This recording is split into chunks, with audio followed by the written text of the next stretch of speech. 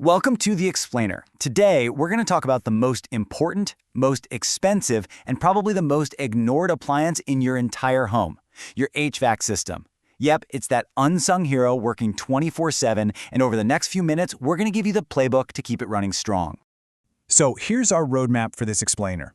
We're going to cover the climate war your system is constantly fighting, the warning signs it gives you when it's in trouble, a really simple rule for making those big financial decisions, what a real pro service call looks like, and finally, how you can keep your system healthy for years to come. Okay, first up, let's set the stage. We have to understand the battlefield. You see, your HVAC system isn't just chilling there making the air comfortable. It is in a constant knockdown, drag-out fight for survival against the elements every single day. And this quote from our source material just sums it up perfectly. The key word here is punishes. That's not just some dramatic flair. It is the absolute reality. The local climate is a tough opponent that puts relentless stress on your equipment. Now, what's really fascinating here is that this battle is fought on so many different fronts. It's not just the blistering summer heat and that thick, soupy humidity that forces your AC to run nonstop. No, it's also the winter freezes. And get this, even the ground is working against you. That shifting clay soil can literally bend and pull your ductwork apart. And if that wasn't enough, the very air itself is thick with some of the highest pollen counts in the country, basically trying to choke your system's airways. So with a constant battle like that, it's no surprise that your system will eventually show signs of strain. The real key for you is knowing how to spot them before a little problem turns into a full-blown catastrophe. So let's decode those distress signals. Now this one might sound completely backwards, right? Ice on your AC unit when it's 95 degrees outside? But trust me, that's not a sign that it's working too well. It is a classic SOS that something is seriously wrong on the inside. So what is actually happening here? Well, whether it's because of restricted airflow or it's low on refrigerant, the end result is a pressure drop inside the system that causes freezing.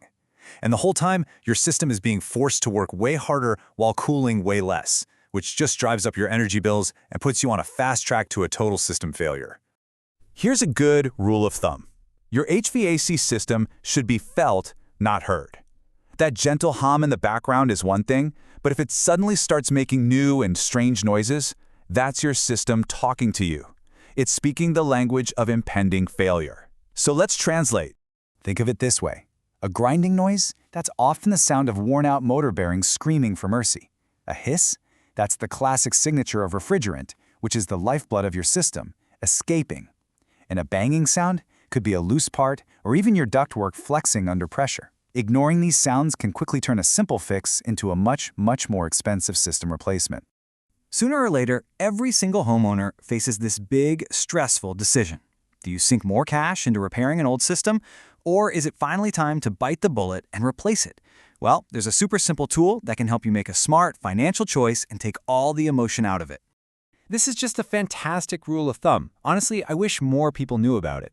It's not really about the number $5,000 itself. It's about what that number represents. It's the tipping point, where a repair just stops being a sound financial investment. And this shows you just how simple it is to use. Let's run through a quick example. Say you have a 12-year-old system, and a tech tells you it needs a $500 repair. Okay, you just multiply the age, 12, by the repair cost, $500, and you get $6,000. Since that number is over the $5,000 threshold, the rule is telling you, hey, you're probably better off putting that repair money toward a brand new, more efficient system. Okay, so you've made a decision. Repair or replace.